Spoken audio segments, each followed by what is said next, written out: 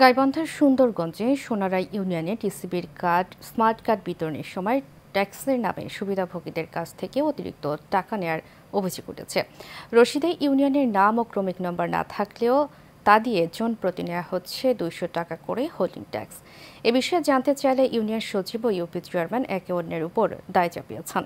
মোকসেদ আল মামুনের পাঠানো তথ্যচিত্রে আরও জানাচ্ছেন শেখ ফাহিম।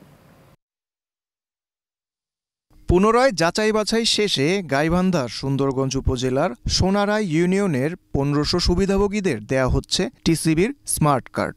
তবে এই স্মার্ট কার্ড দেয়া নিয়ে উঠেছে অভিযোগ। সুবিধাভোগীরা অভিযোগ করেছেন কার্ড দেওয়ার সময় হোল্ডিং ট্যাক্সের নামে তাদের কাছ থেকে 200 টাকা করে নেওয়া হচ্ছে, যদিও ট্যাক্সের বিপরীতে যে রসিদ দেওয়া হচ্ছে তাতে নেই ইউনিয়নের নাম, ক্রমিক নম্বর ও কার্বন কপি। কত টাকা দিছিলেন আপনি? 200 কে নিছিল টাকাটা?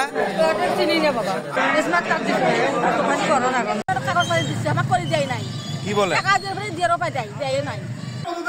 কতভাবে দুর্নীতি করছে চেয়ারম্যান? টিভি ছিল সেটাও বাড়ি দিয়ে রাখা। কে পাঠিয়ে দিছে তোমাকে? কয় নাম্বার চেয়ারম্যান? নাম কি চেয়ারম্যান নাম? সুবিধাভোগীদের অসম্মতি ও প্রতিবাদের মুখে কয়েকজনের টাকা ফেরতও দেয়া হয়েছে। তবে এই টাকা নেয়ার দায় ইউনিয়ন পরিষদের চেয়ারম্যানের উপর চাপিয়েছেন ইউপি সচিব। আর ইউপি চেয়ারম্যান সাদা রিসিটে টাকা নেয়ার জন্য দোষারোপ করেছেন ইউপি সচিব ও হিসাবরক্ষককে। এখন চেয়ারম্যান যেখানে নিতে বলছে আমরা ওইভাবে নিছি। আমাদের পরিষদের নাম্বার নাই এবং কার্বন কপি নাই, এই বিষয়ে কি বলবেন? এটা তাহলে অবশ্যই সেটা সচিব এবং হিসাব সহকারী এটা অবশ্যই করবে। কেন তারা এই ধরনের ইয়েটা করলো? লিখিত অভিযোগ পেলে এ বিষয়ে ব্যবস্থা গ্রহণের আশ্বাস দিয়েছেন উপজেলা নির্বাহী কর্মকর্তা মোহাম্মদ নাজির হোসেন।